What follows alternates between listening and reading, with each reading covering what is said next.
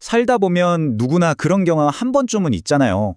정말 좋은 뜻으로 최선을 다해서 세운 계획이 생각지도 못하게 딱 멈춰서는 그런 순간이요.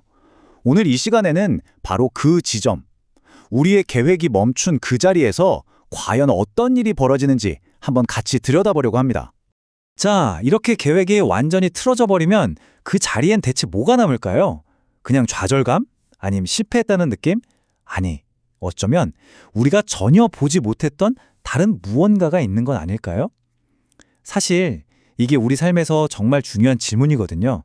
이 질문에 대한 힌트를 얻기 위해서 오늘 우리는 한 인물의 이야기 속으로 깊이 들어가 보려고 해요. 바로 다윗 왕의 이야기입니다. 그의 경험이 오늘을 사는 우리에게 정말 놀라운 통찰을 줄 수 있을 겁니다. 네, 그럼 이야기의 첫 부분부터 시작해보죠. 다윗이 가슴에 품었던 아주 선하고 또 원대했던 계획에 대한 이야기입니다. 이때 다윗은요, 뭐랄까 인생의 최정점에 서 있었어요. 왕으로서도 대성공했고 나라도 아주 안정적이었죠. 굵직한 전쟁들도 이제 어느 정도 다 마무리가 된 상태였고요. 자신은 이렇게 멋진 궁전에서 사는데 정작 하나님의 궤는 초라한 천막에 있다는 사실이 계속 마음에 걸리기 시작한 거예요. 그래서 그는 정말 순수하고 고귀한 계획 하나를 세웁니다. 바로 하나님을 위해서 그 누구도 본 적 없는 아주 웅장하고 위대한 성전을 짓겠다는 거였죠. 이 계획의 동기 자체는 정말 선하고 훌륭했어요. 그런데 바로 여기서 정말 극적인 반전이 일어납니다. 다윗의 이 완벽해 보이는 계획이 하나님의 개입으로 딱 멈춰서는 순간이죠. 하나님께서 다윗에게 나타나셔서 그 계획을 멈추게 하세요. 근데 여기서 정말 재밌는 건요. 이게 무슨 화를 내시거나 안 돼! 하고 거절하시는 게 아니었다는 거예요. 오히려 훨씬 더 큰 걸 보여주시려고 이렇게 물어보신 거죠. 네가 나를 위해 집을 짓겠다고? 그리고는 정말 놀라운 역제안을 하십니다. 아니 다윗아, 내가 너를 위해서 집을 지어주겠다. 바로 이 순간 모든 관점이 180도 뒤바뀌는 겁니다. 다윗이 하나님을 위해 무언가를 하려던 계획에서 반대로 하나님이 다윗을 위해 무언가를 하시겠다는 약속으로 말이죠.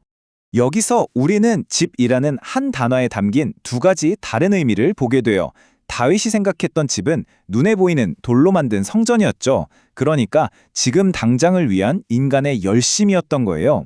하지만 하나님이 약속하신 집은 눈에 보이지 않는 혈통, 즉 영원을 향한 하나님의 계획, 바로 다윗의 왕조였습니다. 스케일이 전혀 다르죠.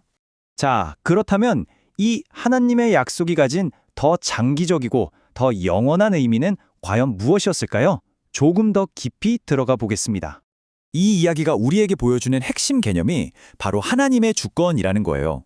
이게 뭐냐면 우리의 계획보다 하나님의 계획이 훨씬 더 크고 깊고 또 우리의 이해를 초월해서 결국에는 그분의 뜻이 이루어진다는 믿음이죠.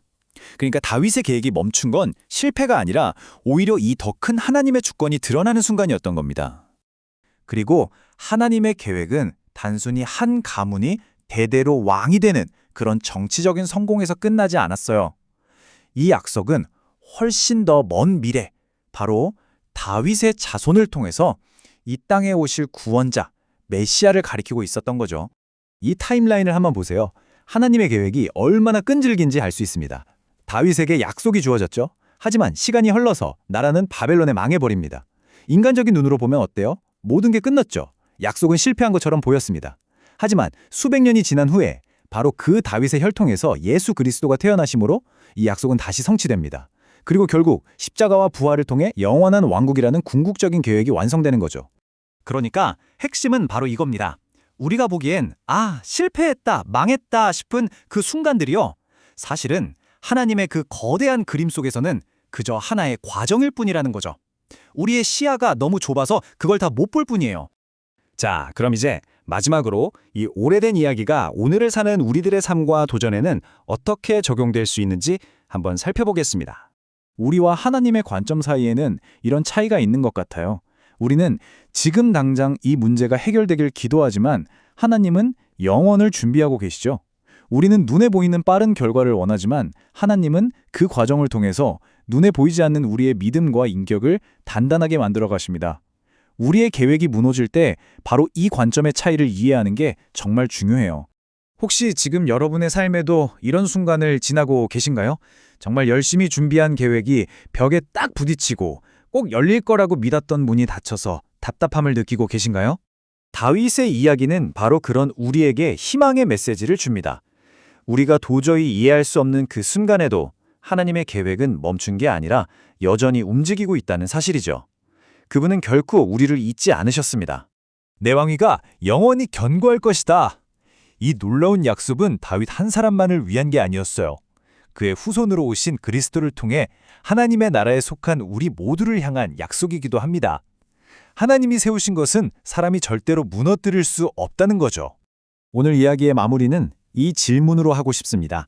지금 여러분 눈앞에 있는 그 실패한 계획이 어쩌면 여러분이 감히 상상조차 하지 못했던 훨씬 더 위대한 그림의 시작점은 아닐까요?